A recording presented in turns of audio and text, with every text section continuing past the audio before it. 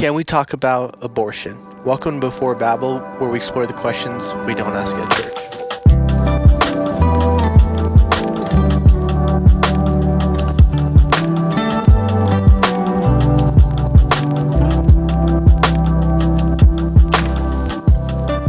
Welcome back, everyone, to Before Babel. This is our episode 4, season 2. I'm really excited about this one. I think it's a really important conversation. Please rate us 5 stars. As always, helps get the word out, helps spread the reach of this podcast. And without further ado, I want to introduce my co-host. To my right is the lovely Kaylee. Hi. To my left is Nick McCall. I'm being held here against my will. And Also then not to- lovely. Send and then help. to his left is Pastor Jeremy. Hey guys. That was so good. I'm excited about this one. How you guys feel? Terrible. So great. I'm not excited. How did you guys feel about the last episode, I actually loved that one. I think that was probably my favorite the one. bloody history? Yeah, I mean, I don't know. It felt like it was good to dive into all that stuff. And I think there can be like this fear of saying the church has ever done anything wrong or speaking, recognizing. I think people have a hard time saying that out loud. So I think it was good to just recognize a lot of our faults, and we're not perfect, and we've messed up a lot over the course of history and still are messing up even today. But it was good for us to recognize, and I felt like we had a really good conversation. I agree. I got a lot of just good comments about it. Someone's left a pretty cool comment just talking about just how important it felt like we're having these discussions. Just echoing really the same reasons you are. So, but I got some exciting news, guys. We have 2 questions that were asked. So to spread them out, I was going to ask one of our questions. Nice. So this comes from actually one of our young adults. The question, this is going to be called like our mailbag section of the podcast. The question is, where does transubstantiation come from, and is it substantiation come from, and is it biblical? Transubstantiation is Yeah. the idea Communion, right? that communion becomes the literal body of Christ, and and his blood becomes the literal blood. Yeah, I know. Okay, so I know it's believed in the Catholic Church. The Roman Mhm. Catholic Church teaches it.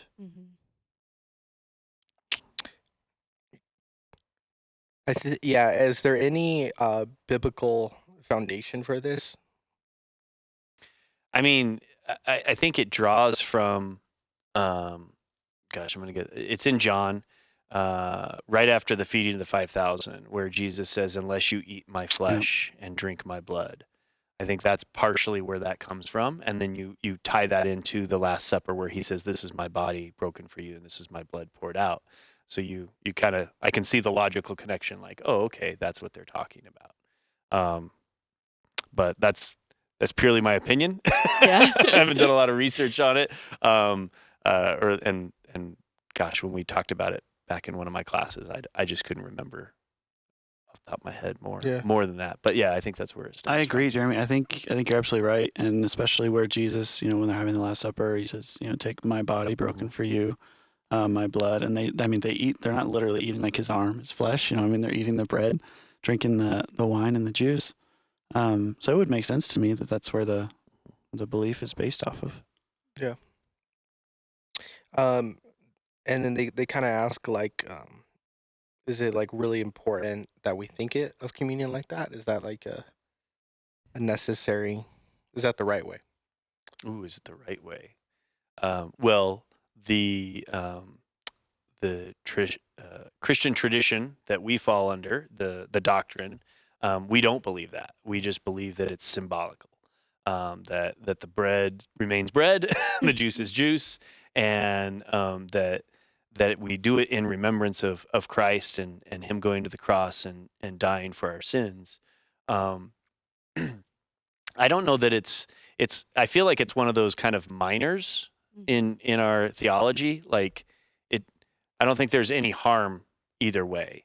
Apart from someone going, well, if you don't believe it, then it's not really communion. I'm like, well, that would be a challenge that I would have with someone. Good push. But There's three main beliefs on the Eucharist, if I remember correctly. One is the transubstantiation, which is that it becomes the literal presence of God. One is, and I don't remember the other name for it. Consubstantiation. That's that His presence is with us in coexisting. Right, coexisting with kind it. of all around. There you go. And then the other one is just that it's symbolic. Mm-hmm. That that we're just using bread and juice and etc. Okay. So kind of going back to this question, saying like, I think what they mean by like, is it biblical? And I think just to answer it clearly, I'm trying to not say yes or no, but kind of know more because there's no specific verses saying becomes his literal body, and I think it's just more drawn. Is that correct? Yeah, I From don't think it verses? literally says every time you have communion, it literally transforms into the Yeah. body and blood of Jesus. I don't think there's any I think that's the question. So to kind of give it a definitive. passage. Yeah. Yeah, I don't More think there's any interpretation. clear biblical foundation for it. And obviously, we are under that doctrine that we don't believe that. But it's enough for me to know that when Jesus did communion, he gave them bread and wine. And so for Jesus, you could say that communion was symbolic because he said, "This is my body and this is my blood." And he did give him Mm-hmm. his actual body and blood. So Yeah. I'm going to do it how Jesus did it. And I'm going to believe what Jesus did. So that's, I think, where our belief comes from. Mm-hmm. Mm-hmm. There we go. All right, guys. Well, thank you. Yep, I got another question. We'll ask it next episode. Kind of spread it out. But Right. yeah, it's exciting. That's so fun. Thank you for sending questions. Yeah. I know there's so many questions. Okay, guys. The banger is coming. Now to this. go. So we are talking about abortion and how kind of like how that should interact, and we have to dive into quite a bit of legal stuff, which is always, we talked about that a few times, and kind of how to deal with it and process it, and it's a really important thing. It's definitely very relevant. This has been on my list of subjects to talk about from the get-go when I started this podcast. I just wanted to leave a few for season 2. So I'm really excited about this. I think it's very necessary. So I think without further ado, when does life begin? I'll start. In the womb, at conception.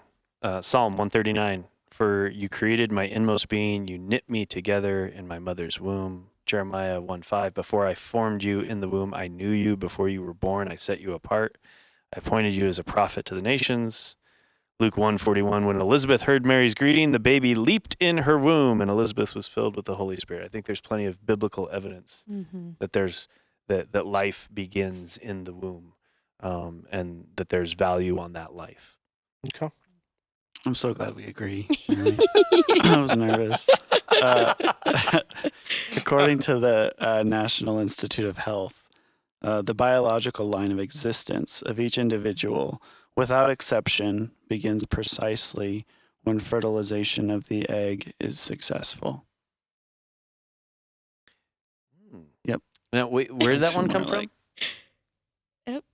So it's right at fertilization, not at implantation of the fertilized egg in the It just uterine wall. says fertilized. Okay. Fair That's enough. according to the National Health Institute. Okay, cool. Yeah, yeah. No, Or that's good. Institute of Health. That's what I found. Wait, was it like you said fertilization versus implantation? So yeah, so there were in some of the stuff I was researching, the definition of when, and maybe this is the difference, right? Is the definition of when pregnancy begins is when that fertilized egg implants in the uterine wall. Because obviously for all kinds of natural reasons that could not happen, right? Yeah. And then it's not a pregnancy at that point. But it's not classified as a miscarriage or anything like that either. It's just a fertilized egg happen. that did not happen. I like this better because Yeah. it happened sooner. Yeah, well, I mean, yeah, I'm fair with that. I'm I good like with that. Mhm. Yeah, I fully agree that it happens at conception, at fertilization.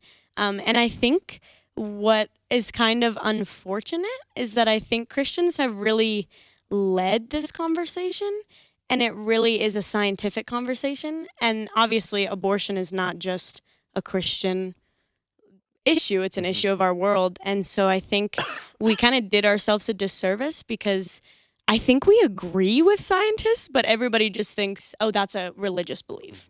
And I was reading this article from the National Library of Medicine. They did a study that suggested 80% of Americans view biologists as the group most qualified to determine when a human life begins. Because they're like, of course, we only trust scientists and not the Christians. And that same, they did another study asking biologists, what do you think? And they went to 1,000 academic institutions, and 96% of biologists, which is 5,337 out of the 5,577 that they asked, affirmed the fertilization view. So I think in the science world, it's more of a common opinion than we think it is, but Christians have just led the charge of it. So the rest of the world is like, oh, whatever, you're just a Christian. But it's like, no, the science is there. And I think that's crazy. 96%. I know. That honestly shocked me because I thought it was more of a 50-50. Yeah, but it's not. Spectrum of. Because I think the real issue with abortion is not when does life begin, it's when does personhood begin. Because a lot of articles that I was reading too were just like, oh, a lot of scientists that disagree about the fertilization view disagree because they think that life is continuous. And so this article I found from the American Society for Reproductive Medicine was talking about how life does not begin at fertilization because the egg is alive and the sperm is alive. And after fertilization, the zygote is alive. So they just think everything's alive. So you can't say this is not alive, this is alive. But again, to me, that seems even more of an argument for it's alive. Right. So but whatever. And so I think really the issue is personhood, because that's not really, like we all agree it's alive, but when does it become a person with personhood and rights and that sort of thing? Right? Because nobody believes that having a menstrual cycle or ejaculation is killing somebody, even though scientists believe those are alive, eggs are alive, and sperm is alive. So it's really about when is it a person and when does it have rights. So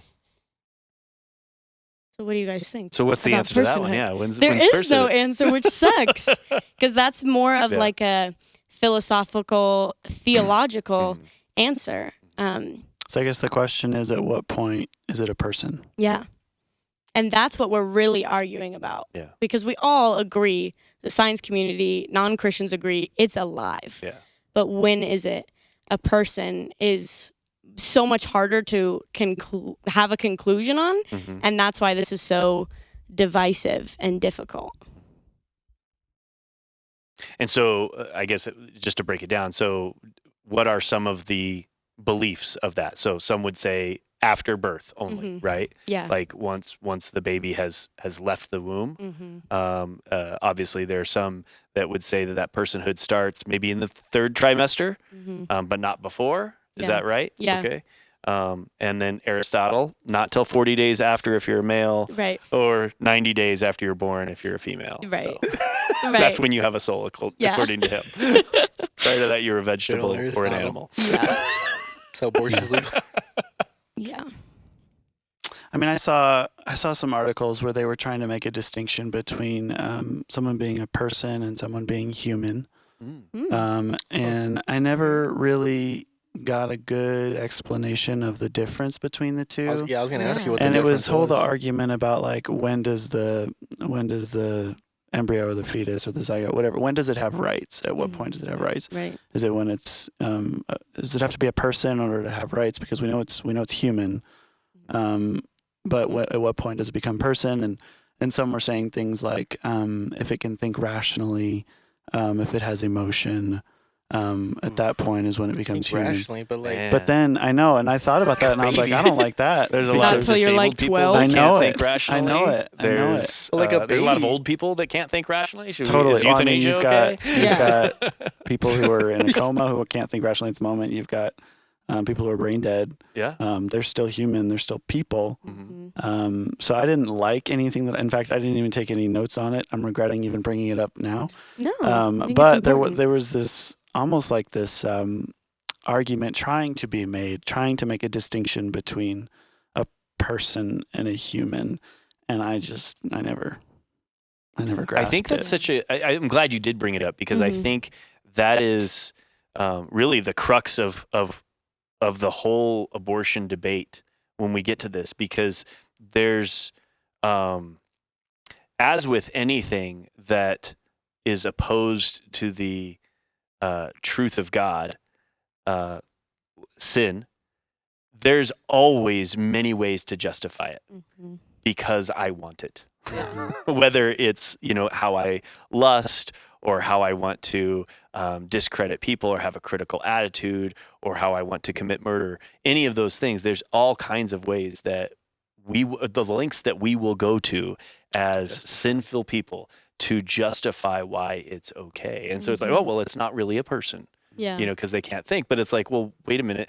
And when you logically think about those and bring those arguments up, it's like they fall apart, right? They really do, because, well, a baby can't think rationally.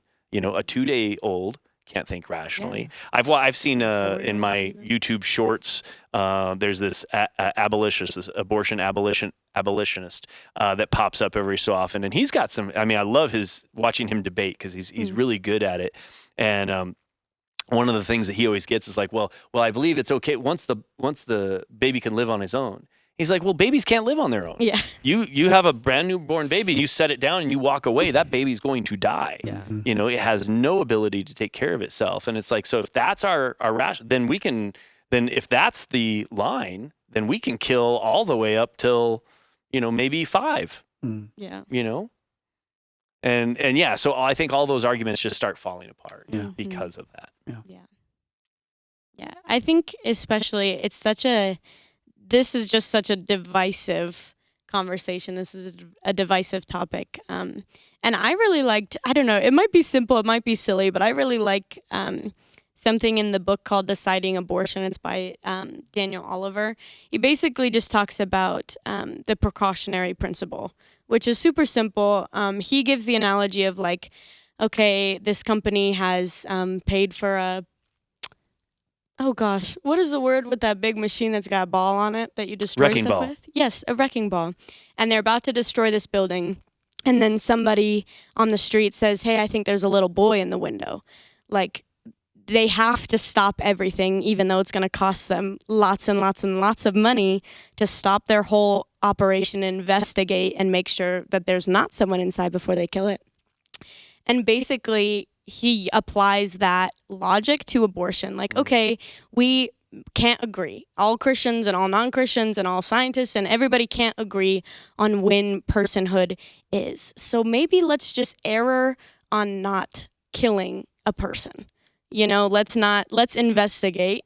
And if it's inconclusive, then let's err on not doing it. Yeah. I think that's a really, because it's not so intense of like, this is absolutely true, because you can argue everything. Yeah. But let's just be careful. And let's say if there's a chance that we're right, if there's a chance that is a person with feelings and all these things, which, we all agree on that, then we shouldn't do it. We should avoid it. Love it.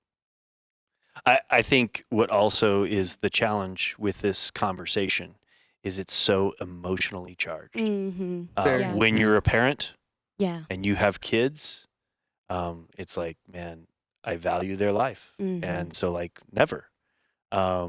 When you're someone who has had an abortion, it can become very emotionally charged, because I think a lot of people do experience guilt and shame from that, but they want to hide from, they want to protect, like they want to justify what they did and be okay. And I think there's a fear of, like, well, no one will love me. And like, I mean, so I think like how we respond to people, they just, that's why it's so hard having these conversations, because it's so emotionally charged on both sides.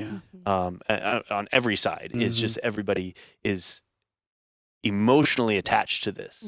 And so sometimes logic just goes out the window. Because I don't care.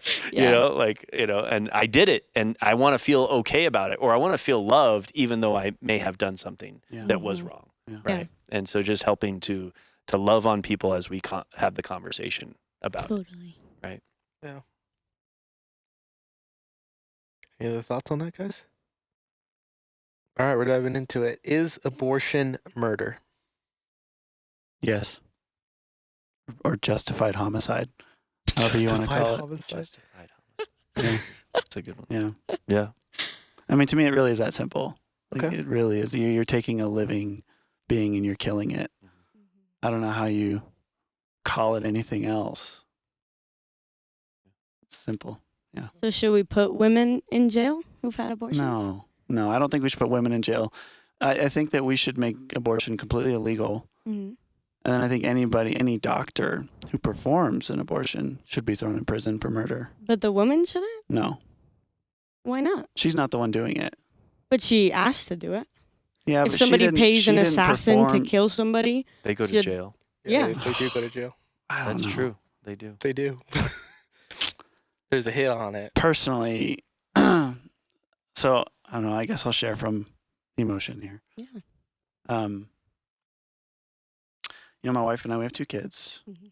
and I've seen kind of what happens to her when she's pregnant. There's a lot of things happening in the body. There's a lot of hormonal things happening. There's a lot of things, and it's impossible for a woman who is pregnant to always be able to think 100% clearly, because there's a lot of emotion involved. So I guess my concern, I don't know. I guess I don't have I thought I had a good answer for this. My concern with this argument about throwing this woman in jail, there's so much involved with her going on emotionally and even circumstantially about, maybe how she got pregnant. I know there's a lot of complications there. At this point, I guess maybe I don't have a good argument. I'm not at a point where I feel like I need to say every woman who's had an abortion should go to jail. Also, it's been legal. So I think if you make it illegal, I don't know. I'm not at a point where I'm ready to say all women who do it should go to prison. But I think the doctors that are murdering those babies should.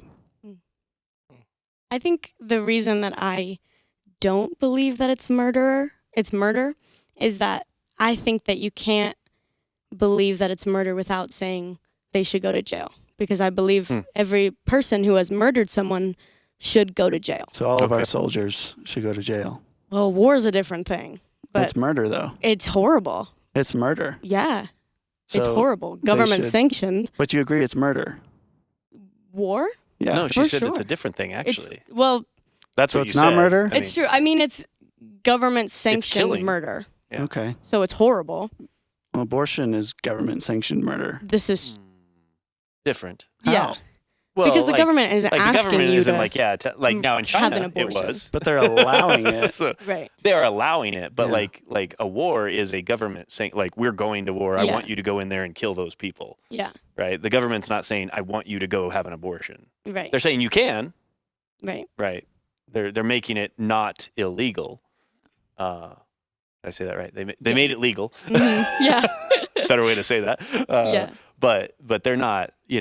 So your argument is because there's no jail time, it's not murder. No, my argument is that every person who murders someone should go to jail. And for me, there's just this obvious, maybe not obvious, but there's a deep feeling for me that it's different. Because like you said, like I think most people don't think a woman who's had an abortion should go to jail. Right. Because there's just this feeling that it's different. There's a difference. And even I think for me, it's the fact that the baby is fully dependent and in the woman's control. So that's just already a different situation than the definition of murder. I think that abortion is absolutely horrible. I think it is so wrong. I think it is so traumatizing to If the it's mother. not murder, what is it? I have a joke, but I don't think I can say it because it's not funny. But It was funny to me. Like, what do you call it? You're taking in the eyes of the law, I think it's self-defense. that's the joke? It's kind of the joke, but it's also legally, I think, kind of accurate. Because when you kill somebody out of self-defense, it's because they're causing harm to your body, using your body without your will or whatever. I think abortion is absolutely wrong, but I just don't think it's murder because it's different. I think it's fully. How? Yeah, I would have to say I disagree with that. Yeah, that's okay. Now I get though, I get the struggle because it's like, well, do I want to put every woman that's had an abortion in jail, or I get your legal conundrum there, because I think I'm in the same boat. I don't necessarily, but then again, I look at that and I go, well, is that just my emotion going, well, I don't want to do that? And I go, well, no. If I think it's murder, then maybe they should be in jail.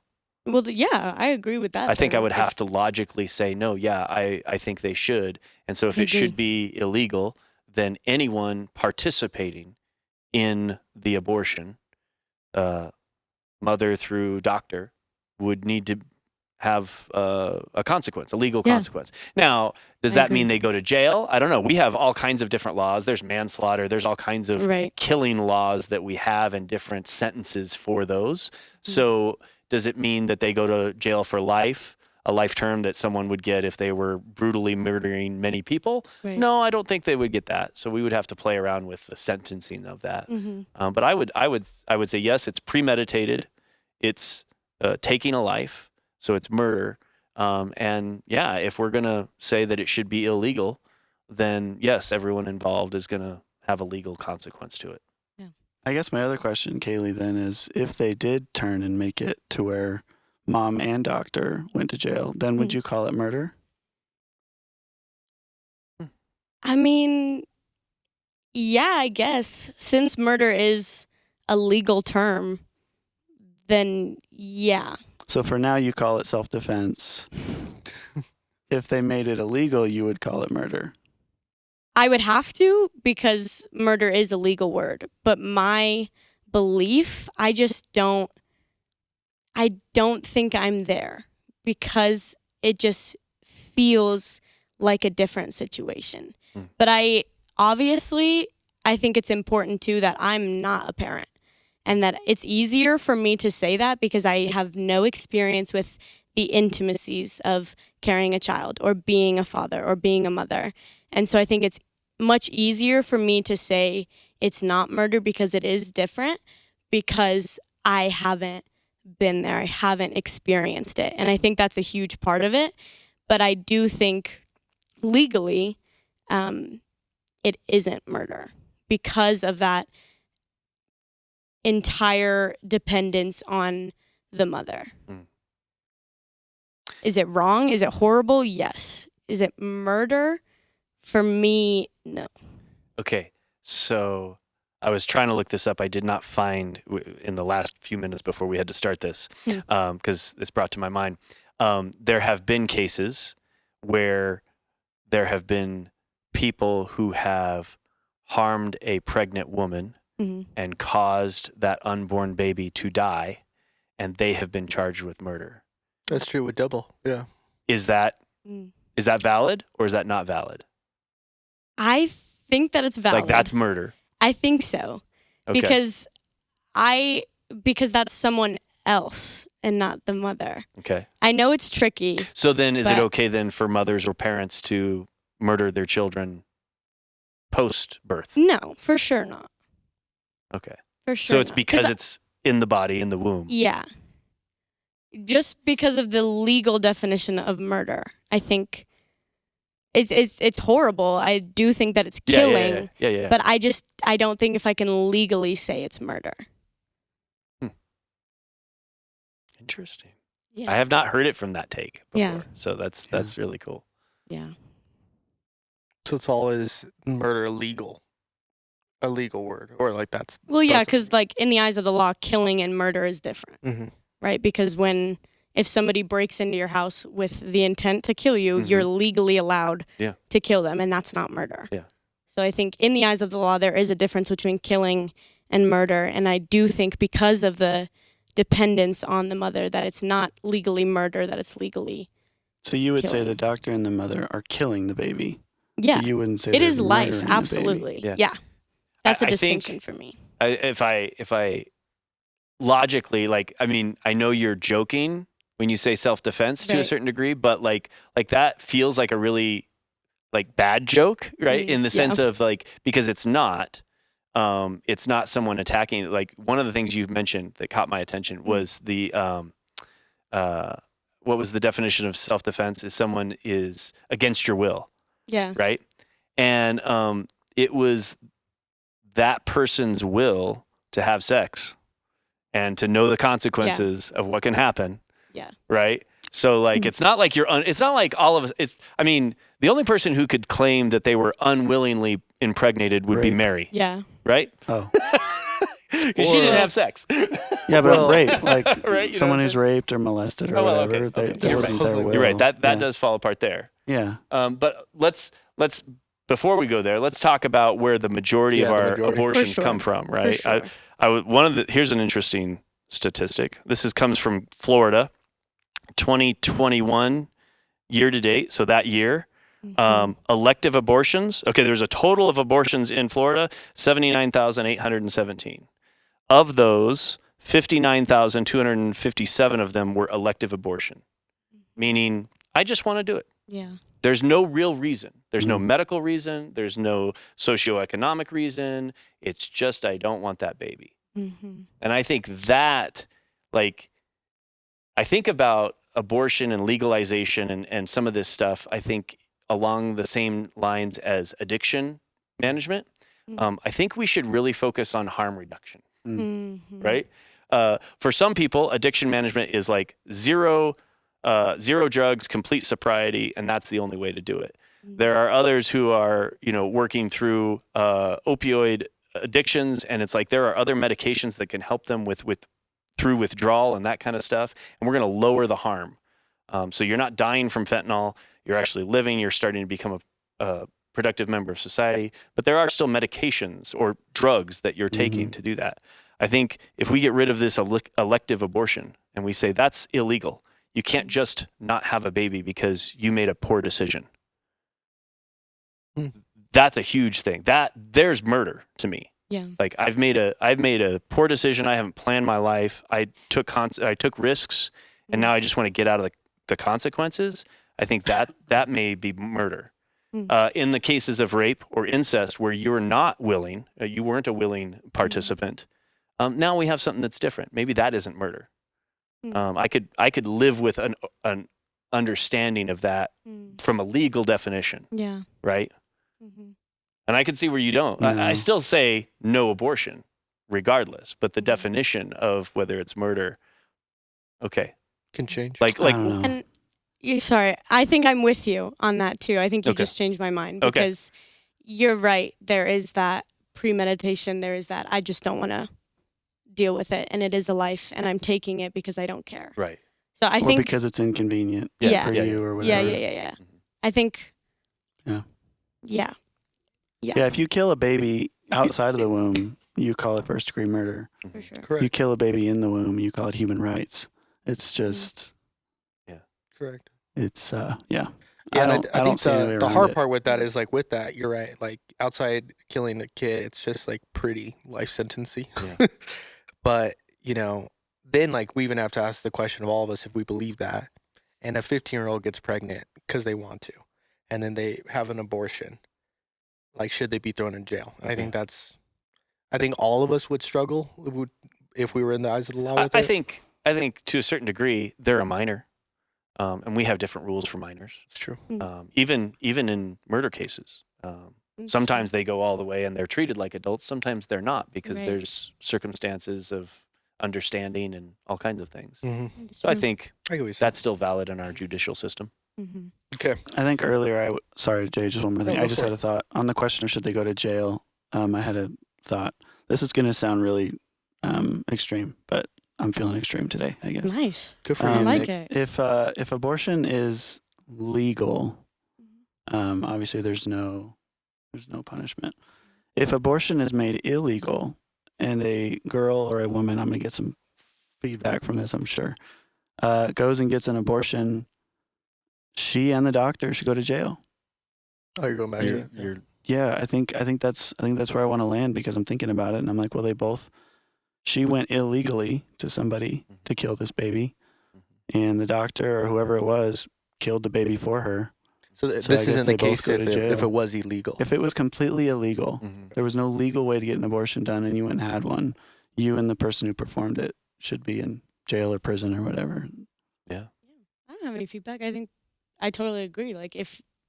If that's your belief that it's murder, I think it's totally logical that Yeah. you'd have to say that too. I totally agree. Yeah, you kind of have to fall through that. So with that, we've kind of been already getting taste of the future questions, but should abortion be illegal? That's kind of the big. Now we're talking politics. Now, should it?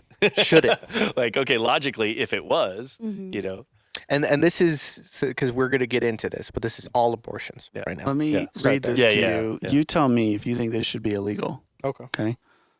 At 20 weeks, a baby may be aborted by doing the following. I cried reading this. I hope I can get through this. Mhm. Guided by an ultrasound, the abortionist reaches into the uterus. Gosh. Grabs the baby's leg. Pulls him into the birth canal.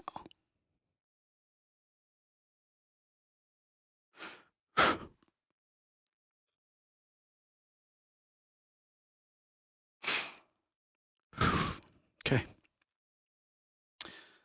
The abortionist delivers the baby's entire body except for the head. If the head is delivered out of the birth canal, the child is protected by the law. However, at this point,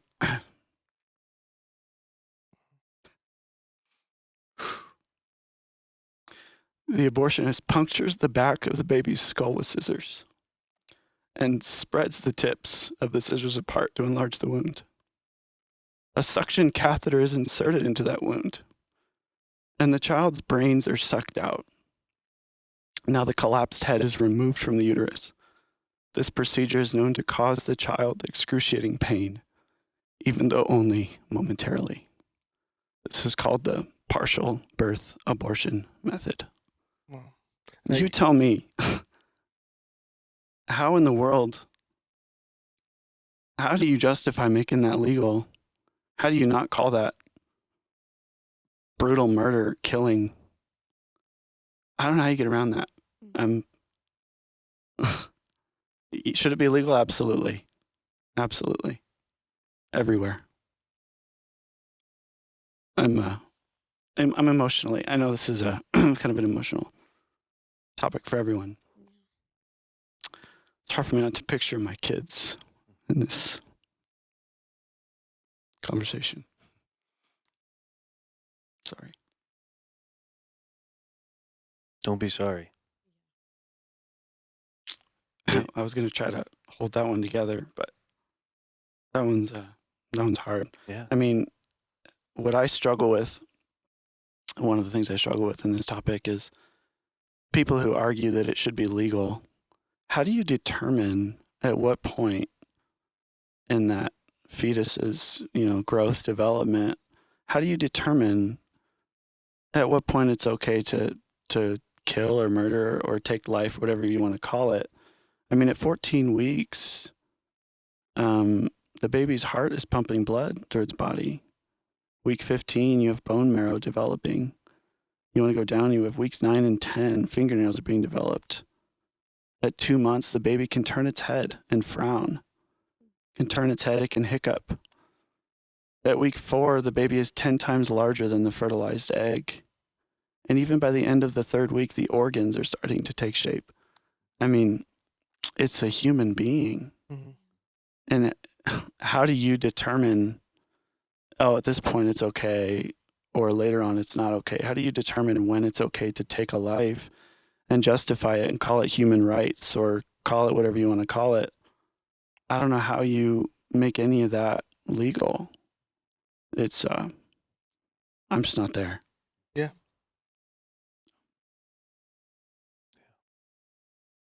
I think where I'll say the arguments that you hear is, can the baby survive outside the womb, right? And that's where they draw that line.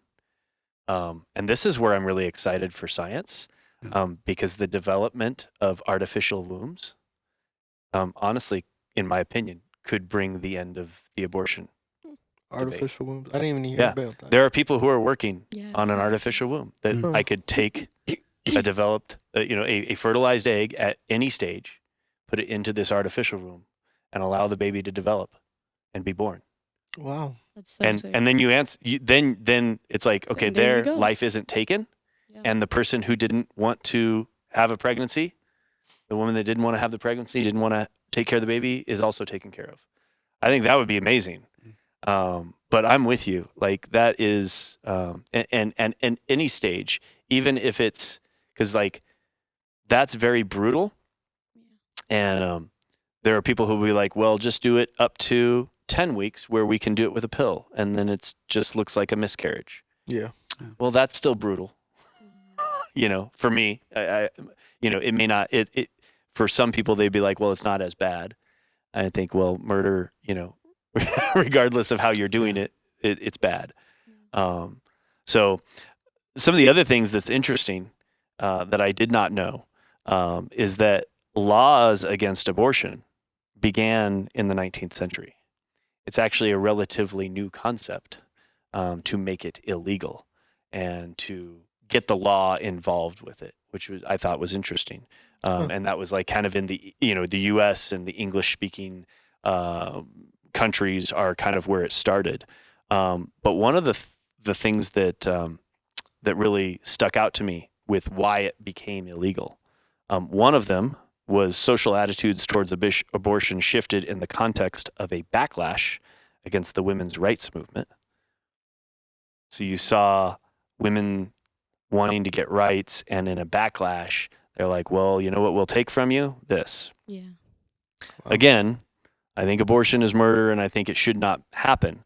But that's an interesting part of the history of the legality in our judicial system. The other reason was they have this practical reasons also influenced the medical field to impose anti-abortion laws. For one, abortion providers tended to be untrained and not members of the medical societies, and in an age where the leading doctors in the nation were attempting to standardize medical profession, these irregulars were considered a nuisance to public health. Untrained medical procedures, regardless of whether it's an abortion or an amputation or a surgery, right, is dangerous. And so at that same time, you started seeing the development of our medical community, what we know today as like very legalized, regulated medicine was coming into life. And so that was a part of why those laws were being put into place too. But prior to that, you have all the way into ancient times, Egyptians and all kinds of, it was just everywhere. I mean, I think it was documented as early as one of the things I was saying was like 1500 BC of abortions happening. So it's been happening throughout history. The legalization of it is still relatively new, which is interesting. That is interesting. Yeah. And how it came about, right? Like there's some backlash and ways that was treated. I think what's hard for me about this situation is I think that it should never, ever happen. But I don't think that I'm comfortable saying it should be illegal because I know that it still will happen. Women who are privileged, rich white women, will always be able to have an abortion. Always. And safely. Yes. And safely. Always. And so it's poor, disabled women of color who are going to suffer from that. And so I think that's what's hard for me because I fully agree that it's a horrible, horrible thing. But we do have that kind of barrier about like our legal system and the legal system of other places that it's pretty legal throughout the rest of the world. Yeah, they could And- always just fly to somewhere else. Yeah. So women who have that privilege will always be able to have it. And I don't know how much that will cut down the actual abortions happening. And I think because of what you said, Jeremy, that it was a response to the women's rights movement, I think it's hard for me just for the government to have that much power and control over a woman's body just because of the historical oppression of women. It's hard for me. But I think it should never, ever happen. But I don't think that making it illegal will make it never, ever happen. That right? You cannot legalize morality. Yeah, exactly. I mean, that's just the truth. Like, Yeah. murder's illegal, Right. and it still happens. Now, if we made murder legal, would it happen more? Probably. Yeah. So I think true. then along those lines of like the whole, threat reduction, Mm. that's where I see the value in illegalization of abortion. Mm. I agree. You can go somewhere else. There's plenty of back alley options. You know what I mean? There's all kinds of things, but I struggle myself internally as I work with this tension of, because I agree it's going to happen. Right. And so does it make more sense to say it's legal and then a woman gets an abortion from a trained professional in a sterile environment where her life is then taken care of, Mm-hmm. right? But I wouldn't say, let's legalize murders for people who wronged you in a very wrong, who maybe molested you. Right. But let's do it in a safe house where, we'll make sure that they can't fight back. Right.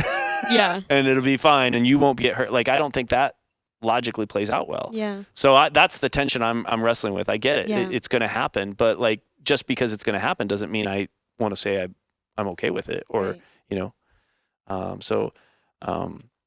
And then we're going to get into, like there's always these Outliers. these Mhm. special circumstances where it's like, well, does it make sense? Or is there a value there in that? And, I know we've talked before this about it and I struggle with that tension too. Yeah. Yeah. I struggle with that tension. Well, yeah. Well, I It's- think, Go ahead. I was gonna say I think we'll continue onto Yeah. those because these are kind of subtopics I'd say of this. But I'm really glad we're talking about the main because I think we had this discussion with the young adults a few weeks back and they're talking about all these outliers and I said, okay, guys, well before we talk about these outliers, I forgot who mentioned the stats, but it is like an overwhelmingly like almost 90% of it are just because. Mm-hmm. There's very few that are because of medical or as we get into it. Certain assault cases. Mhm. So I think we got to start there right at the 90%. Mhm. So just out of curiosity, since we could call on that chunk, that 90% the elective Mhm, yeah. abortions, do we think that should be legal? I'd say 100% no. No abortion's legal. I'm still there. I don't think so. Like, I agree that no. Okay. All right. So going into these sub cases, what about cases of rape and incest? I don't think they should be legal. However, I think there needs to be, and this is where I think this is where the church can really step up, and this is where followers of Christ need to step up. Yeah. I think there needs to be massive support Mm-hmm. because I recognize that is so difficult.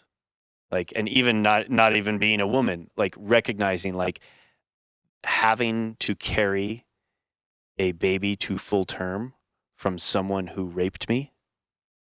I can't imagine the emotional trauma every single day as that baby starts moving, all the things, right? Like it just, and so like, is it okay to abort that baby because of that? No, it's not. But we can't just like, I feel like the problem is like, oftentimes the discussion stops there.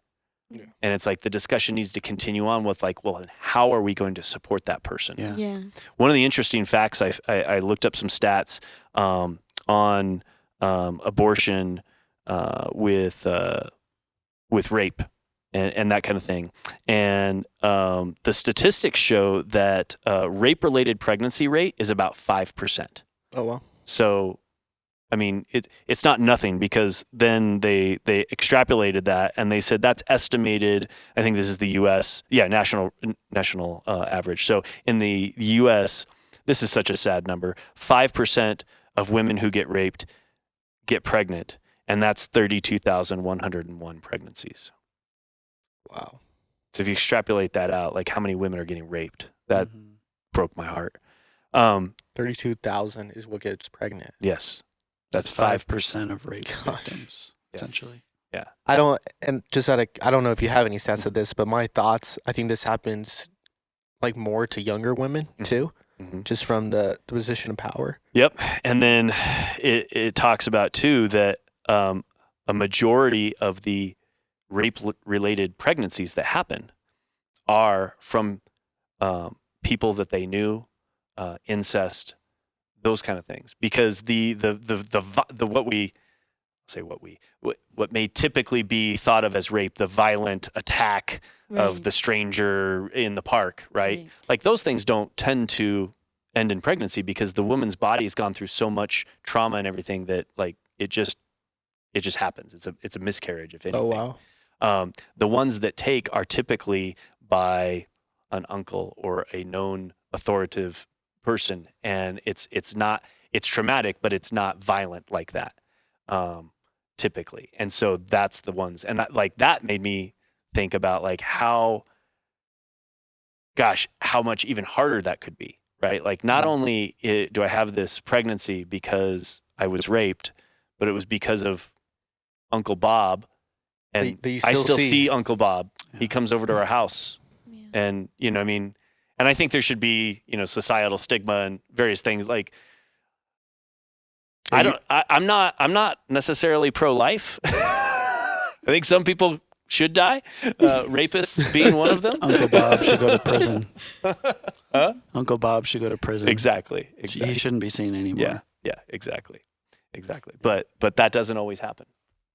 That doesn't Yeah, always I happen, mean, right? from society perspective, the young woman would get more backlash than Uncle Bob. Mhm. Yep. Because Yeah. statistically. So I think that's where I land with that, is like, no, it should be illegal, but like we can't just stop there. We really need to support these women in a way that they're not. I know there are some, and I know there's lots of great ministries, and I look at the numbers and I go, we need more. Yeah. Yeah, We need- 32,000. I mean, I can't think of one. and that's yearly.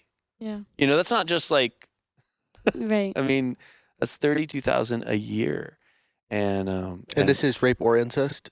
yeah, mm-hmm. Yeah. Do you have any thoughts, Kay? This just sucks. It does. Mhm. Conversation sucks.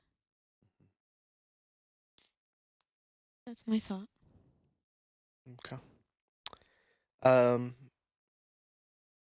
So talking with this is, I think, still you guys are feeling illegal, but we can't stop there, right? That's kind of the idea. Yeah, It yeah. can't just be, which I think the church tends to do. They're like, that's wrong, and then Yeah. Yeah. Like, so just deal with it. It's like, well, no, don't. You can't. Yeah, literally. Like, there's serious help that these women need Yeah, and to work through this. again, and this isn't a case for making it illegal, but I literally can't imagine just what it would do to a young woman's mind, Mhm. in her teens. This has happened to, and she carries it for 9 months. I don't know what would happen psychologically, Yeah. and if she would ever be okay again. Yeah. So, yeah, I mean, all of it. Even if we were just like saying it's okay, the abortion itself is also a very traumatic thing. So it's just all around. Yeah. Yeah. That to her is we talk about the others, but to her it is very much unwanted and very much. Yeah, I mean, in that case of the young woman, it's awful. I can't imagine the everyday reminder And then if she chooses to keep the baby, the constant everyday reminder. Well, even if she chooses to raise it, right? You're looking Yeah. at the. Yeah, I guess my point is the traumatic event is going to be traumatic whether the baby is aborted or given up for adoption. No matter what her circumstances are, she has an impossible situation where she either deals with the what's the word? The trauma of aborting the baby. She deals with the trauma of giving the baby up for adoption, or she deals with the trauma of raising that baby. So horrible. The real crime is, keep saying Uncle Bob, who should Sorry, Bob. be faced with serious consequences for ruining this young woman's life. I still think abortion should not be an option. And depending on the young woman's case, I don't know if adoption is better or trying to raise it herself. But I think no matter what, she's faced with traumatic decisions that she'll have to make. Now, just to push this further, because I can hear people, when we talk about this, I hear people what their arguments are. And their biggest argument would be like, you would force someone to live 9 months with that without a choice. How would you guys respond to that? Yeah. I don't feel good about it. I'm not like, I don't think it's good to say this, but the damage has been done. The baby is there. So now you have a choice to make. Do you murder, kill this baby because of Uncle Bob's, I can't even think of a horrible enough word to describe what he's done. But I would say, unfortunately, yes, she would need to go through that. Okay. I think either way, even if she aborted that baby, there's going to be trauma there too. She's going to have to live the rest of her life knowing that had happened. So that's why I'm saying this woman is faced with an impossible, very sad reality that she has to make an impossible decision, or no matter what she chooses, it feels like the wrong one. Yeah, I think I would also go to say that, I don't like the word forcing, but it's accurate. It's accurate. I just don't like it. But at the end of that pregnancy, they're both alive. We're not forcing someone into something where they're giving up their life for the other life. You know what I mean? And so I think that should be in where we're considering, right? Is that like, we're talking about a life. We're not just talking about an inconvenience. We're not just talking, you know what I mean? It's not like we're, it's not like we're forcing someone to carry something around their head, a huge, weight, you know what I mean? It's like, it's a life. It's not just some inanimate object. I think that's the challenge. And I think a lot of people can think of it as that. And like, I hate when we, like fetus and zygote, it's like baby, human. Yeah. Right. Like that's an important part of vocabulary of how we talk about this, because we can remove the humanity of the baby. And so I think that's the challenge I have. I don't like the word force, but it's accurate. But at the end, there's two lives. And as a believer of Christ, I believe that God does amazing works.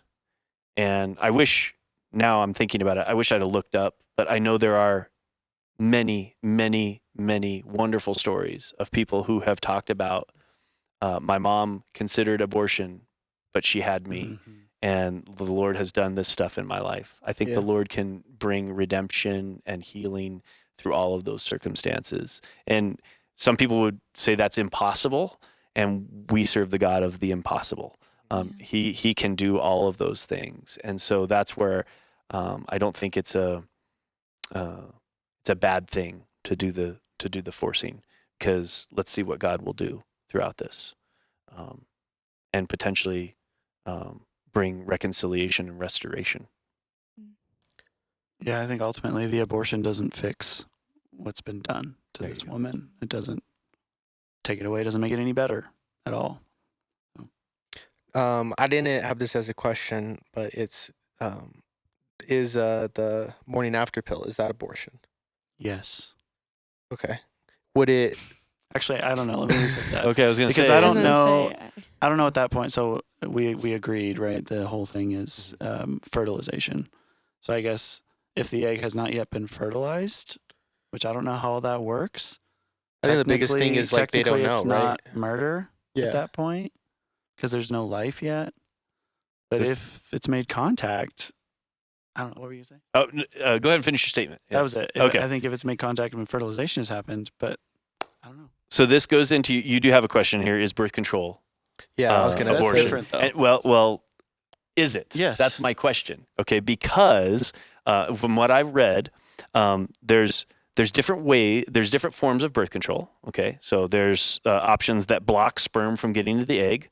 That's anywhere from a condom, type thing, to even some of the IUDs, which are copper-based, which will kill the sperm, that kind of thing. There are options that stop ovulation, so there's no egg.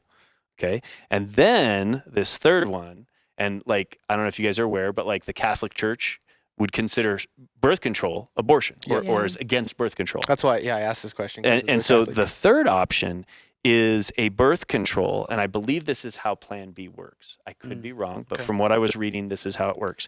Is an option that thins the lining of the uterus, thus stopping the fertilized egg from implanting. Which goes back to our original question of like, is it fertilization or is it the implantation of the development of the fertilized But egg? isn't it the pill that does the? Isn't it the pill that? I think Thins the the lining? pill. I think there's lots of pills and they do different things. I think some will stop ovulation, some will thin the lining of the uterus. Yeah. So I don't know. I could be wrong about that. I didn't find that. Do you know anything? not about birth control. I specifically thought that birth control just prevented conception. But I did do a lot of research into Plan B because I figured that would come up. And what's interesting is like if you just like general Google search knowledge says there's 3 ways that it does it. Plan B either stops ovulation, prevents fertilization, or Google says it prevents the fertilized egg from attaching to the wall. So that's just like, it says that. And I was like, that's kind of crazy that that could be an option. And so I was looking for like legitimate scientific studies and not just like, here, you can buy Plan B and here's how it works. And one of the studies that I was looking at, it's from the Contraception Journal. It says that they did a study with 100 women. And it says, in actuality, studies show that the emergency contraceptives really only work pre-ovulation and have very little to no effect on post-ovulation, which means it doesn't kill the fertilized egg. But I thought it was interesting that general knowledge seems to be that it does. But like actual studies, scientific studies says, because they had like, in one of the studies that this talks about, there were 100 women who had had unprotected sex and then took the pill after, and it was really only effective for those who were pre-ovulation, but post-ovulation, they all got pregnant. Oh. So it's interesting. That kind of seems like a big misinformation that we should like talk about more. So you're saying it doesn't? No. Huh. Good. I brought that up because going and kind of the whole rape thing. I was wondering if like you guys thought it would be okay in that case, and then it's a morning after pill. Because I think also a big part, the hard thing is like usually when you find out you're pregnant. I mean, Yeah, you're done months in. for. You're not. You're not a week. It's not even like the that line is really hard to.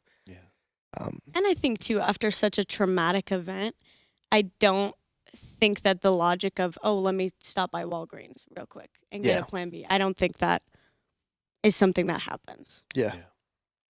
I mean, absolutely, yeah. Yeah.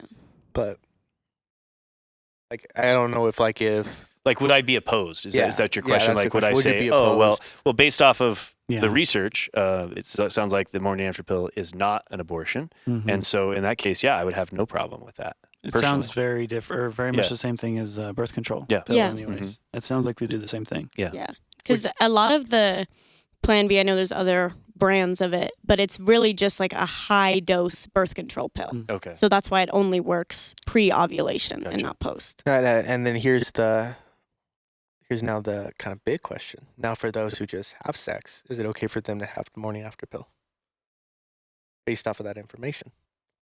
I guess if Yeah, I that's don't what see- it is. Yeah. I mean, if I have no problem with birth control, taking a pill on a regular schedule or whatever, I don't see why I would have a problem with that. But I think the reason why Christians and a lot of people have that is because if you just like do very little research, it's like, it Yeah. doesn't let It's the an abortion. fertilize it. Yeah, it's crazy. So Now, I don't know if, and this is just based off of that information, it sounds like it doesn't, but let's say the morning after pill did stop the fertilized egg, not going off of general, but Mhm. for rape and incest, does that change your guys' opinion, or are you guys like, don't even take that? Let me make sure I understand your question. So are you saying If this morning after pill was the other the general knowledge was correct, that it just stops the the implantation, it just stops the implantation from happening. but the egg has already been fertilized? Correct. In cases of rape and incest, we're still I mean, at that point, I would think life has begun. So you are now killing the life that has begun. I would say no. okay. Yeah.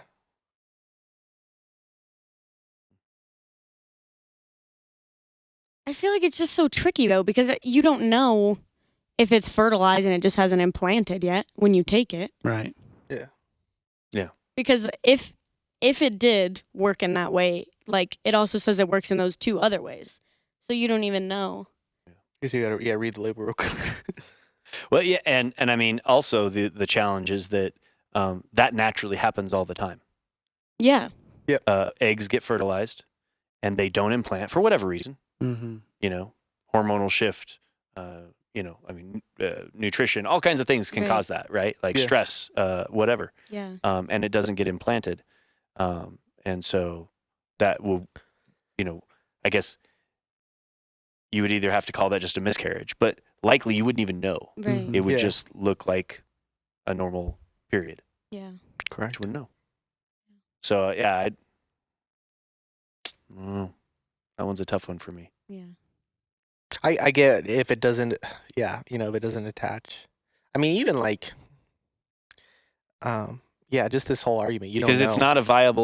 it's not a viable pregnancy Yeah. until it attaches. Right. Yeah. So and you don't. Yeah, it's tricky. So I know it's probably even for those who just do it because they're like, I shouldn't have had sex and I wasn't and just do that. Yeah. And if this was the case, it just stop the pregnantation. The argument's still the same of you don't even know if it was fertilized. You don't know. Yeah, exactly. Like, do you wait? You can't wait and find out because then it's Right. a real abortion. Well, now Yeah. it's too late. It's illegal. Now it is an abortion. Exactly, So this morning after pill kind Yeah. of falls in gray area. And there's Yeah, a it lot of does. Christians out there like absolutely not. Yeah, No morning yeah, after yeah. pill. Yeah. And but based off of like this research, when you Mhm. research it more, it's like if you believe in birth control, it shouldn't even be an Yeah. Well, argument. some of that might be, as to Kaylee's point, just due to misinformation. Yeah. People Mhm. assume Mhm. it kills a fertilized egg, but it actually Right. might not be doing that. Because I'm not gonna lie, I kind of thought that was one of the things that it did because Yeah. it just like Yeah. that's the general thought is that that's what it does. Well, that's why I responded so quickly to your question. Yeah. So I mean, that was my knowledge too. Mhm. But it seems like there should be a legitimate, easy, accessible answer to everybody. Especially like if it was that and it was like considered abortion, like everybody should know what it is. Mhm. So it's crazy that there is such misinformation and you can't just like find it easily, So it's like, it's just weird. Now, just to be clear, because I think you guys will all agree on this, if it was just to stop implantation, and someone had gone through these horrible traumatic events and they had taken it, I don't think, just from knowing you guys, I don't think any of you guys would be like, your first thing you would have told that person is like, man, that was a mistake. Yeah. I wouldn't. I mean, yeah, you wouldn't even know. Yeah. I mean, Yeah. that's the truth of the matter. If they So, if they ever yeah. told you, Yeah. if they were like, I think the challenge is I mean, so it's like that's great. I think the challenge with rape and incest, the ones that are the 5%, they're likely the ones that that aren't reporting it. Like you Yeah, said, it's exactly. it's not a thought because I can't even believe that this happened. Yeah. And pregnancy is not usually the first thing on your mind. yeah, And it probably just goes completely unreported. I mean, there's a lot that, that's Right. why a lot of incest happens is because It's underreported. poor Uncle Bob, he does it a lot, right? Yeah. And he threatens and whatever. There's all kinds of things behind it's that terrible. injustice and evil. Yeah. We're moving on to what I think is like the other big pillar of this illegal thing. What about when the mother's life is at risk? He's looking at me. Nick and I had a long conversation did. before Oh, you we did? started recording this. We Yeah, did. yeah. It's What are you fun. guys I'll catch you up to doing? speed a little Sorry. bit. So Jeremy and I were talking, I think it was yesterday, actually, we were talking Mhm. about this. And the question came up of, we were talking about kids and giving birth, and the question came up of, if you had to choose between saving your wife and saving the baby, which one would you choose? And I mentioned, well, Rachel and I had talked about this previously. If it came up, I would choose to save her. And Jeremy's point was, well, how's that any different from abortion? And at least I think that was your point. Yeah, right? I think yeah. That's fair. Sounds like Jeremy. It sounds like it The 9. My response to Jeremy was, I said, well, it's a completely different scenario, because my heart and her heart going into this is, let's do everything possible to save this baby and you. Yeah. And when it has come down to, we have done absolutely everything, and I have 5 minutes to make a decision. Do I save my wife or do I save this baby? The heart is not kill the baby. The heart is save the baby. But if the baby can't be saved, or I have to choose, I'm going to choose to save my wife. But it's not, to me at least, and correct me if I'm wrong, you guys can argue with me if you want, but it's a completely different process, mindset, procedure, whatever you want to call it, than abortion, because the goal is to save. The goal is for both to live. Yeah, I mean, you're right. I think on all of it, like it is a totally different, but I think it would still fall in the category of an abortion. Well, I think as you're describing it, I think that's the challenge. Is currently, as it's been written legally, it does fall into that. But Yeah. I wholeheartedly agree that it's not. There should be provisions. if we were, Yeah. like, let's say, okay, now the law is everything's illegal. There would need to be an understanding that that type of scenario is not an abortion, because it's not. Yeah. It's not the willful, premeditated removal and killing of a baby. It's in the middle of a medical procedure. Yeah. This has to Yeah. be done. And you're right.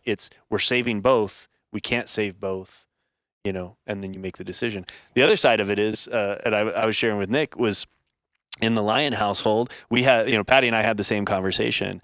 But she said, let the baby live. Oh wow. And that's just, and It's a so, mother's love. and so Nick was like, you would do that? And I said, yeah, I'm going to honor my wife's wishes, because I love her that much. And then I was even talking with her this morning about it a little bit more. And I said, it could potentially, if I didn't honor her wishes, I feel like that could potentially destroy our marriage. Yeah. There'd be resentment and anger. And like, we talked about this, and why didn't you do it? Could've. And, and she, she would feel that she couldn't live with herself, because she'd rather see the baby live on. Yeah. And so that's where we fall That's in our crazy. household. So it's almost like, it sounds like it's more of the DNR thing. Yeah, It's more of like, I would agree. in this 100%. legal system that we're making, Yeah, it would be like you sign what, like the woman would sign what they want, that's a fair. something like that. The other thing too, I don't know the statistics. I don't know how often it happens. Very, where it's they the same. It's can- the very minimal. They It's can very- only save one, Yeah, because It's the very and, minimal. and it depends too on where the baby's at. So I think it's 21 weeks from my memory, or maybe it's 20. I'm not sure, where the baby is considered viable, which means they can keep it alive outside of the womb. Mm. I don't. So maybe if it's before that point, then they have to make a decision. But because at that point they can't save the baby anyway. The baby's not viable. Anyway, I don't know how often that happens. I'm guessing it's not a huge percentage. No, we're not. Yeah, you're right about But, that. Again, we've talked about the majority. And Yeah. statistically, we've talked about the majority. Yeah. And I think that's what's hard is that lawmakers have to make laws for the Yeah. majority, not for the individuals. And so, yeah, I fully agree that in that case, yeah, I think honor the woman's Yeah. choice. Yeah. For sure. And I mean, getting too much into it, but I love our legal system because that's kind of how it's designed, is that the law is general Yeah. and then the courts decide the rest. And when we have that option to Yeah. appeal and appeal and appeal, and there's precedent set going like, well, this is what the law actually meant, Right. or here's the spirit of the law. And so in the court system, we're not going to go after this, even though by the letter of the law, it's illegal. Yeah, We're not going to prosecute. If it You know what I was- mean? That's what Yeah. happens. illegal and the sentence was jail Mhm. and you saved a woman's life, you wouldn't be like, Yeah. That's send tough. him, Yeah. send him to jail. Yeah. He did it. Send him and her to jail. They did it. Yeah. Made the decision. So, yeah, I get what you're saying.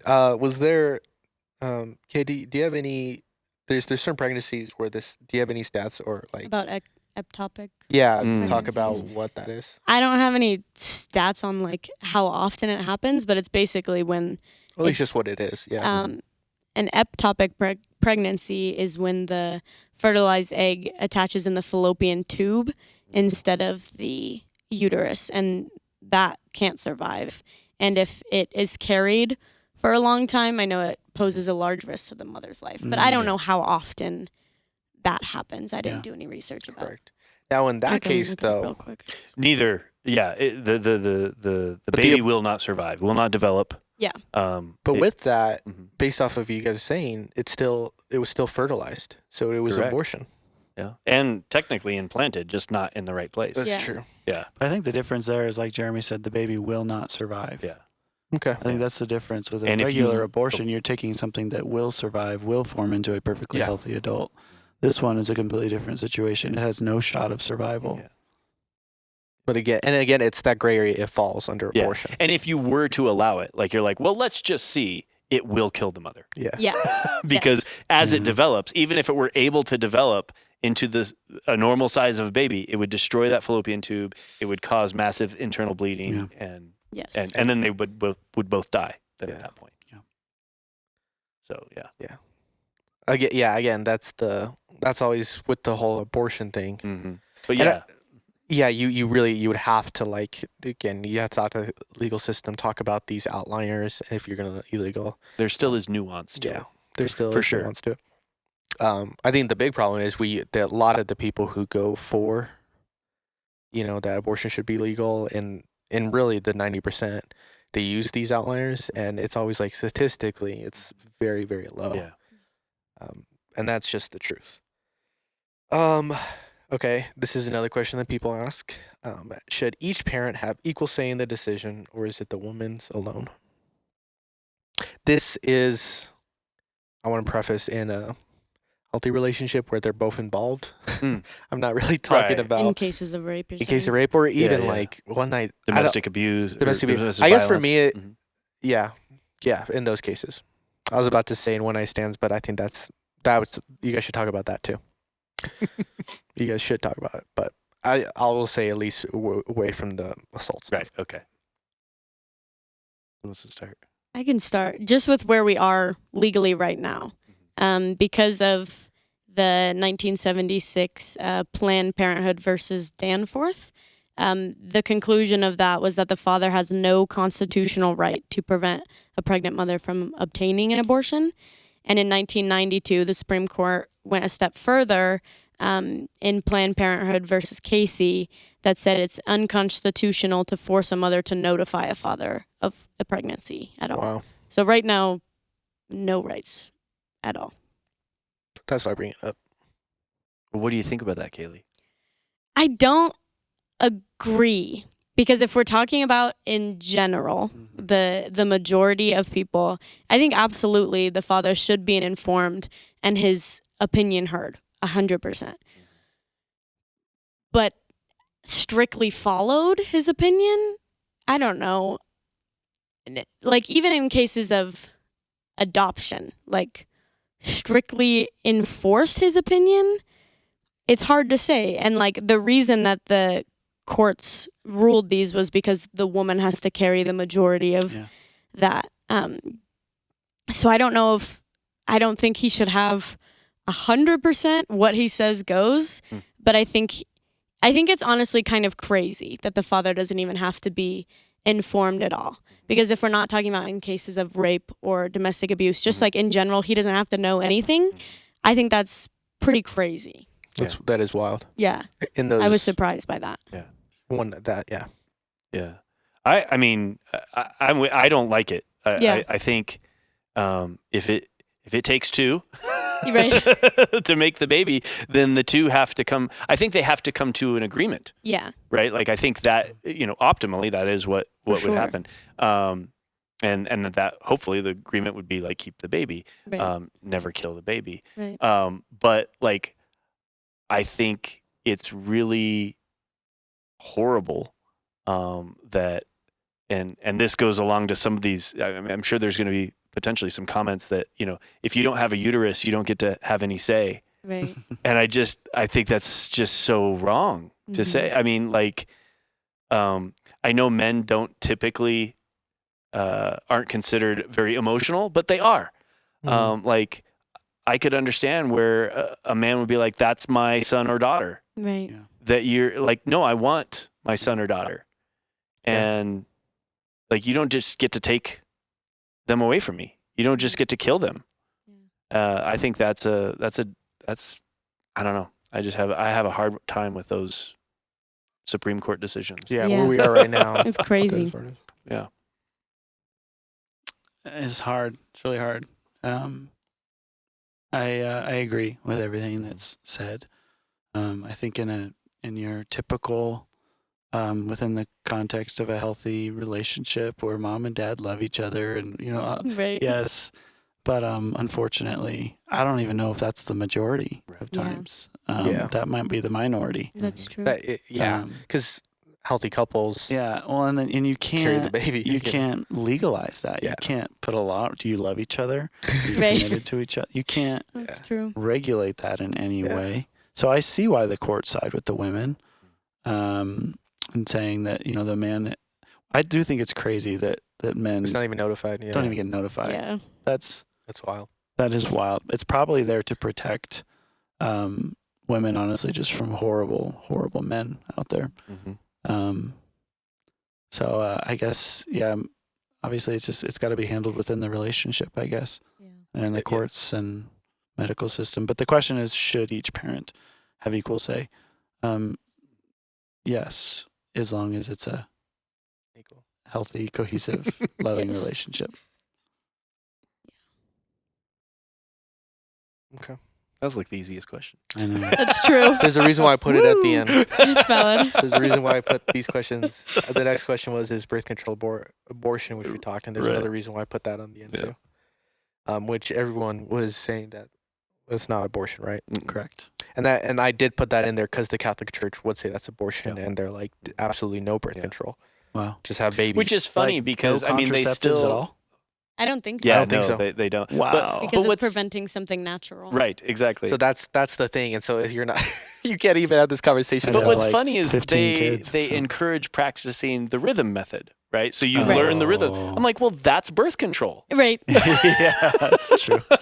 You're controlling something You natural. are true. in control because you're trying to control Trying. is the when key you're word. having sex so that it won't Gosh. fertilize. And because Wow. the thing is, the whole it's preventing something natural. I Mhm. mean, the whole natural state is you guys are in the mood, and it happens when it happens, and what happens, like that is the Yeah. most natural. Yeah. So practicing it is birth I control. wonder if they would say life begins at ejaculation. That the There moment- are some. I have seen there are some Christians who probably head down that route. Very minority. Very Yeah. minority. Wow. Yeah. No, like, I think that like the it's all Catholic sacred, Church is though. Right. But I don't think the Catholic Church is in that route. No, the Catholic Church Okay. though would Yeah. say like if it Wow. if it connects at all, no matter. Yeah, that's the point. If it connects at all, so if you're using birth control Like to prevent intercourse, it, the moment intercourse starts is no, I think as soon as the ejaculation happens. Oh, But I okay. think their idea is like if you're using birth control, you're preventing that, oh and that's abortion. That's what I think their Okay. point is, including condoms. That's which what I was doesn't going to make ask. sense. Are condoms But I think and it's condoms. diaphragms and those kind of things okay? All contraceptives. No, I thought it was all. Yeah, I'm pretty sure condoms is no. That seems weird to me. But then Maybe again, I'm that not might fully be- researched, I would have a lot of so yeah, I didn't take research everything that. I say with Yeah. a grain of salt on this. If you know, comment and let us know. Yeah. Right, yeah. Teach us something. Hold on, I think Kay's gonna look it over. I'm pretty I mean, sure it who was knows what- condoms. It might be a more extreme Catholics, but I'm pretty sure. At least I think when they came out, they were like, no. Yeah, okay. Yeah. Is it? For decades, the Roman Catholic Church opposed use of condoms Yeah. There you go. I was like, I'm pretty sure because I of saw their that. contraceptive effect. But not anymore. Yeah, it's people. In still do. 2009, Pope Benedict said that the widespread use of condoms could worsen the situation. Of Pregnancy? I don't know. Well, they said the Catholic Church opposed the use of condoms to prevent sexually transmitted infections. Oh. But they opposed them because of their contraceptive effect. But then he said they could worsen the situation. Yeah, probably so- of STIs is the idea being like, oh, well, I can sleep around because I'm not going to Maybe. maybe. But I think I'm pretty sure it's still. That's wild. At least a lot of them would say, not even a condom. Rhythm method. Yeah, which is not birth control. Honey, are you ovulating? They make rings that you can tell based on the color of the ring. If They you're do. ovulating or not. There you go. Maybe they do that. You can have a lot of babies. Well, and I mean, Yeah. Catholics do have a lot of babies. A lot of babies. Because of that.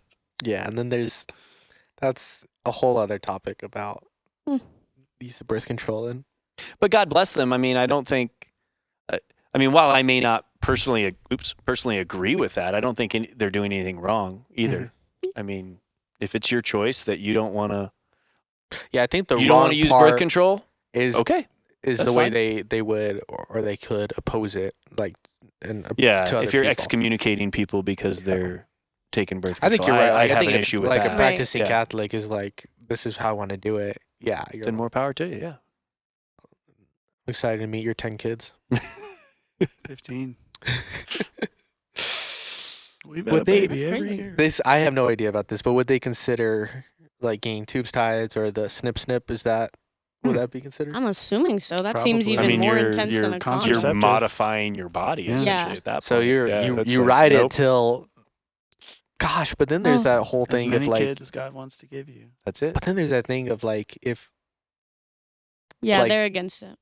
Yeah, I would imagine. if they're like Makes sense. if like the woman's at an age where like there's a big Yeah, there is an problem of- age at which it Becomes dangerous. and- dangerous. Right. Yeah. and for you just her and health and- you keep doing it, you know. Well, and some women too, it's actually very dangerous for them to even get pregnant in the Mhm. first place. Yeah. Their bodies can't withstand Yeah. it. Yeah, and the Catholic Church would be like, you better not do it. Just abstinence. I mean, people. even people with like major conditions, people who have women who have heart conditions, Mhm. are medically advised do not get pregnant because pregnancy worsens Wow. any underlying conditions that you have.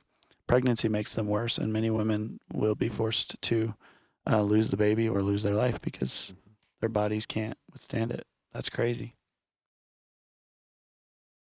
Yeah. Well, Catholic Church be crazy sometimes. So do we. We're all Yeah, it's crazy. true. We It's are true. all crazy. We are all crazy. Okay, guys. So this has been a long episode. Appreciate you guys. Mhm. So what should our response be? I think it's great, and I think I'm proud of you guys. I think you guys fought it out, and you guys came to a good place. I think. But I think the bigger question is, I think you guys all felt good about like, you know, in a world that we create how it is, but how it is right now, it's legal. Mhm. So going away from should it be illegal or not illegal, it's just right now it is legal. Mhm. Although now it's in different states. Mhm. But so now the question is, how should we deal with this as the church with people who've had abortions? Mm. That's the question. Grace. Yeah. I recently I was giving some. I had a woman that wanted to meet with me, and we talked, and she mentioned she'd been carrying something around for decades, and And I told her, I said, and she's like, do I need to confess that to you? You know, I think she was coming from more of a Catholic background type thing. I was like, no, you don't have to confess anything to me. You know, like you talk to God about it, and He's the one who forgives you. And I'm like, if you've done that, then, you know, you're free of your guilt and your shame. And she's like, I need to get this off my chest. And she told me that she had had abortion when she was a teenager. Yeah. And like visibly watching the weight come off that woman's shoulder was amazing. Yeah. Like, and I was like, you don't have to, you know, it was one of those things you don't have to tell me. And she's like, and she even mentioned, she's like, I've prayed to God about this, and I've asked Him for forgiveness and all that stuff. But there is a stigma. There is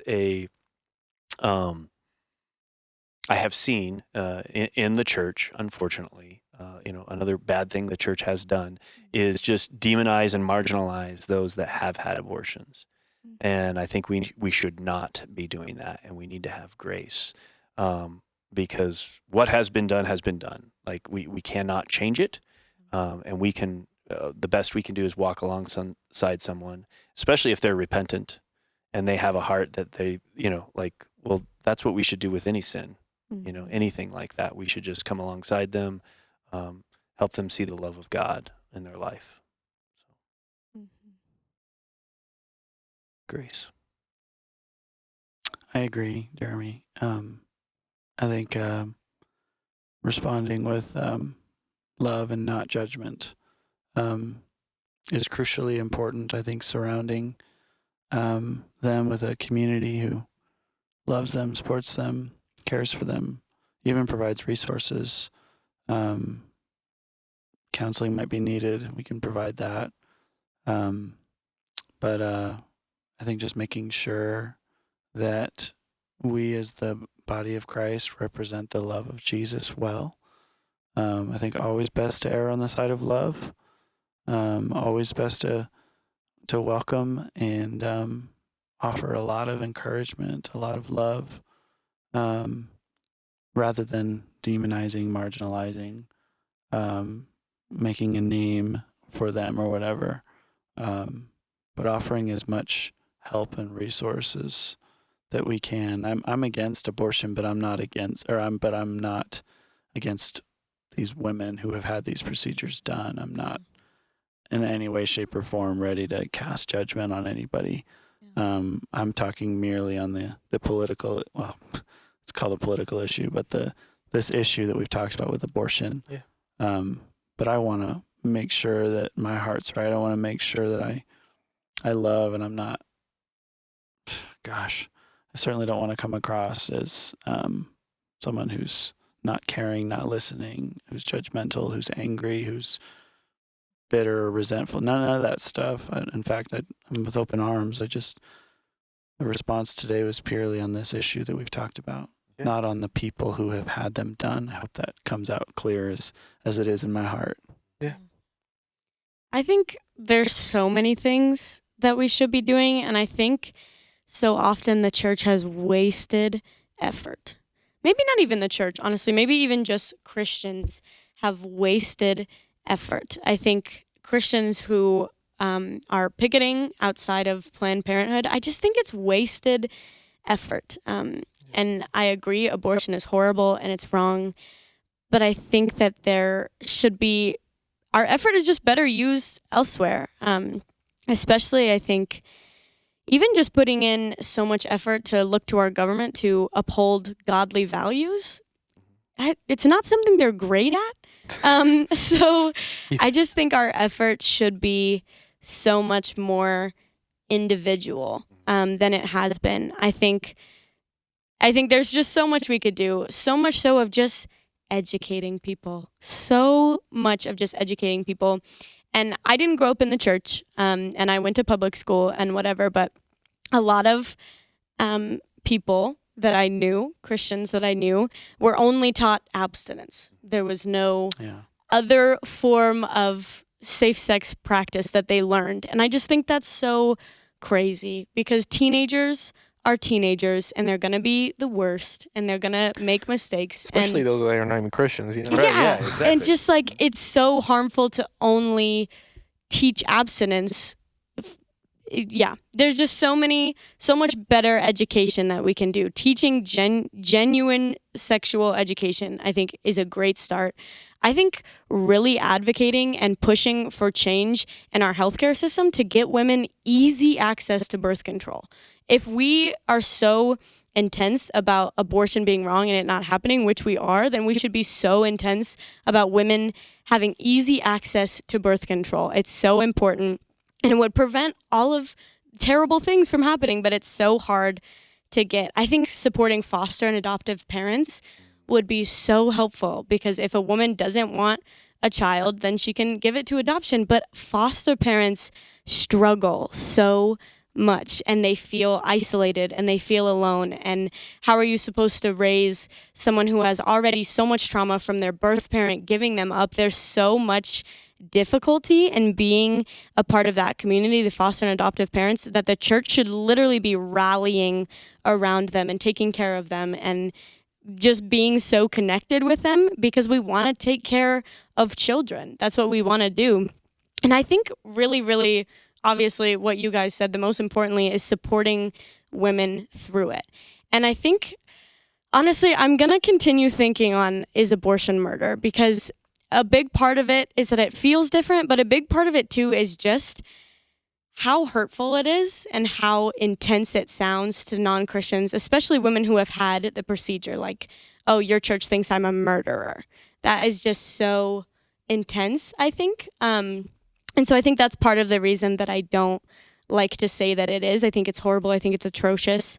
But I think it's so important how we talk to women, how we deal with this subject. And I think that we've done a great job. Nick, I think you did a great job.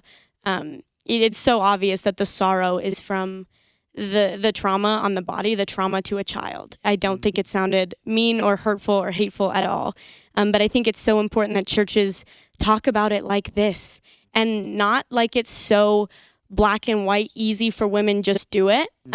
But that it is emotional, it is traumatic. There's so much to it. And I think back to when we talked to our young adults about abortion, and so many of the women were like, yeah, I absolutely believe it's wrong, but man, I would feel terrible coming back to you guys. I would feel terrible coming to church if I was pregnant. And that just broke my heart, because that's the stigma we've created. We picket outside of places, we yell at people, we call them murderers. And I just think that the way that we talk about it, the way that we handle it is so important, because it is such a complicated issue. It's not so easy. It's not so black and white. And it's so important for us to take care of the vulnerable in our community. And who in the world is more vulnerable than young pregnant women who don't know what to do, who have no options? So I think there's a lot more that we could do than we are doing. But I think there's hope. I think there's a lot of hope for the church to really be a part of this conversation in a graceful and a helping way, and not just a condemning way. Yeah. One of the biggest things also, which is the young adults, which which is so true, and I thought of it. They're like, they said they would feel so guilty coming back being pregnant, and when people would look at them. So it's so funny. The church has done this thing where they're like, they'll shame you if you have an abortion. They'll shame you if you're pregnant outside of marriage. That's so true. So That's a good point. So you're like, you're right. Abstinence is the only, and like we're all adults here. Be real of how hard it is to abstain from it. The majority, and even those who aren't even Christians, to be like, yeah, abstain from it. To them, they're like, because to us, like, the outside of marriage, there's no medical reason. It's literally just because it's our beliefs and our faith that we should keep it in marriage. So to oppose that to other people who aren't even in there, and then you have this whole, if they come back Shame pregnant, you're either way. shamed because you had sex, and then if you have an abortion, you're shamed as well. So it's that's kind of where we're at. But I did want to ask you guys for this last, if any of our listeners, for whatever reason, maybe they're dealing with, I'll just say it, like maybe they're dealing with figuring out if they should have an abortion, and they're in this really hard things. And I just want you guys to real quick speak to them on and give them advice, if that makes sense. If they were wondering what to do and they're really struggling with these things, and I don't know the circumstances, but yeah, I'd like for you guys to, if this is speaking to people. Wow. Somebody else go first. I would say ask for help. Yeah. There are lots of people who want to help. There are a Mhm. lot of ministries that are available. There are a lot of resources. Mhm. And so, and like we've talked about, it's unfortunate. There's been shame and that kind of stuff, but just don't go to those people. Yeah. Find the places. I know here locally in Denver, Colorado, Hope House is an Mhm. amazing place where good. you can go and get support, and they will help walk you through what you can do. I know there's plenty of like life choices spaces that can help you look at all your options, that can get you connected with adoption agencies if that's what you want to do, or just even talking. Just start with talking about how you're feeling, Yeah. and That's good. and don't bottle that up, and don't just ignore it, and don't feel like you are alone, because you're not alone. Mm-hmm. There are a lot of people. Come to your local church, Yeah. and see how they can help you. I know we have a resource list that we utilize when people come, so I know a lot of churches have that. Yeah. But the abortion is not your only option, and there's God can use that life. That's so just seek help. Yeah. Yeah. I mean, I don't know what else to say besides that. I really love that you said, um, feel your emotions. Mhm. Don't try to shove them down. Mhm. Don't be afraid of them, but address all of them.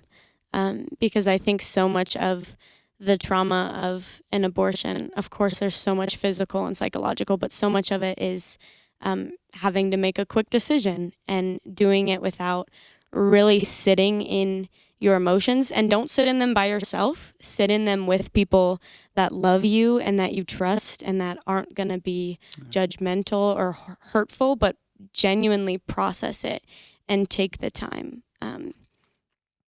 Yeah, and lean into your church. I know it's scary, especially if you're not a Christian or you don't have a church. I know that the church has and can be judgmental and hurtful and terrible, but there are so many good churches out there. And if you can't find one near you, come to us. Like, lean in to the church, because that's our job. That's what we're supposed to be doing, is taking care of you in your situation. So lean into the church, as scary as it can be. And you don't have to be a Christian. You don't have to convert so that we can give you help and resources. We care about you and love you as you are. You don't have to convert. But yeah, feel your feelings and lean into the church. Oh, gosh, I don't know what else to add. I guess the only thing I would say is I think choosing a church community is super important. Yeah. Being in the right community is important. I think if you find yourself in a place where you are met with shame or guilt or judgmental, turn around, leave the dust, kick the dust off your feet, go somewhere else. Mhm. Amen. Don't even give them another second of your time or your emotion. Yeah. What you're going through. Gosh, such a small percentage of people even actually fully understand. I have no place to try to say I understand what you're going through, but I'm willing to listen and offer my support. So I think finding the right faith community is going to be huge. And then, like Jeremy said, reaching out for help, finding a community resource center who can get you set up with good medical care, Mhm. and get you set up with a safe place to be, safe place to deliver that baby, and an adoption agency if you choose to go that route that you trust. There's also resources out there that will help you if you want to keep that baby. Provide clothing and diapers and a formula or whatever. Yeah. Safe place to lay your head at night. I mean, abortion is not the only answer. There's a lot of really good resources. So Mhm. don't be afraid to reach out, put yourself in a good community, and get some help. Mhm. And then the last thing, say something to the one who's had an abortion and is feeling guilt and shame to that.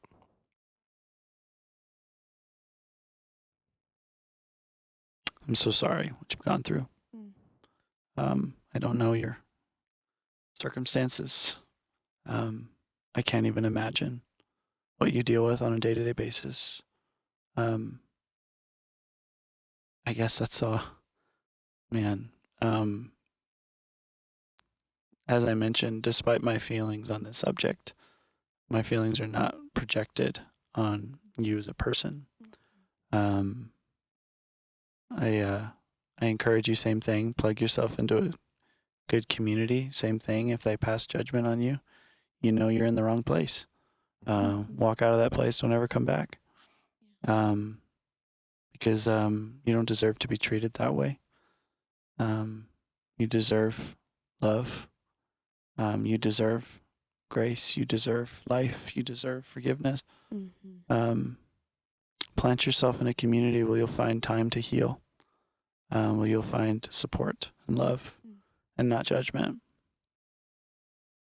Amen. There is so much redemption. God is so good, and he will take care of you in ways that you could never imagine. And you are forgiven. The Lord has taken care of it on the cross. And when you give that up to him, you don't have to carry it anymore. And it's okay. Every single person sitting here has had to repent over and over and over for ways that we have broken the Lord's heart. And our heart breaks with you. So don't carry it anymore, because the Lord's already taken care of it. And he can redeem you, and he can bring joy back to your life, and he can bring you another child if he wants to. So he can take care of you, and he can bring you community, and he can heal you, and he's so gracious, he can remove that memory. He can remove it altogether. Amen. So don't hold it anymore. Amen. You are loved. Yeah. You are loved by the creator of the universe. Yeah. And through Jesus, the blood of Jesus, there's forgiveness. And none of us have it all together. And we, just like Kaylee said, we've all repented for many things. Yeah, I don't think I can add any more, but you are loved. Yeah. I want you to know that. It's good. All right, guys. We appreciate you guys your time and you guys doing this. That concludes today's discussion. I knew it was going to be a big one. I know it's a sensitive thing. Yeah, for a lot of people. For a lot of people. So to close, we'll close kind of really quickly. If you have your own topics you want to discuss, you can email us at beforebabel@thorncreek.church. Or you can ask questions in either the comments or on Spotify. There's a little comment section. You can, again, please rate us 5 stars to share the awareness of this podcast. And, Lord willing, someone hears this podcast, and specifically this one about abortion, that really needs it. That is kind of on either end of the spectrum, that is thinking about it or has had one, and we all need grace. So hopefully that's who it gets to, and not just the people who just want to argue. Yeah. You can join us in person at ThornCreek Church, or online. In person is at Saturday at 6, Sunday at 9 and 11. Online at Sunday 9 and 11, 7 p.m. and 10 a.m. on Tuesday and 8 p.m. on Thursday, all Mountain Standard Time. And again, if you come in here pregnant, or that you come in here that you've had an abortion, we will be very happy to see you, and you can sit in any seat. So that'll be fun. You can follow us on all social media at ThornCreek Church. And yeah, guys, next episode, it's going to be even more intense. No, I'm just kidding. It's not. It's not going to be as intense. I think it's actually be fun. I think I've looks like I've secured a guest. And we're going to go back into a rerun of Women in the Church. Ooh. Rerun with a woman in ministry. So Cool. I'm excited about that. It'll be a little bit. I think it'll be more of a fun conversation. I know these last few episodes have not been that fun. Not been fun at all. For me, I think it's been great because Yeah, this well, is honestly, it's been great for me because this is the heart behind the podcast. This is what I wanted. We talk about really doing the ones that our tagline is talk about the things that we don't talk about at church. Yeah. Like this is it. This is the real. Let's really talk about this, and yeah. So excited for that one.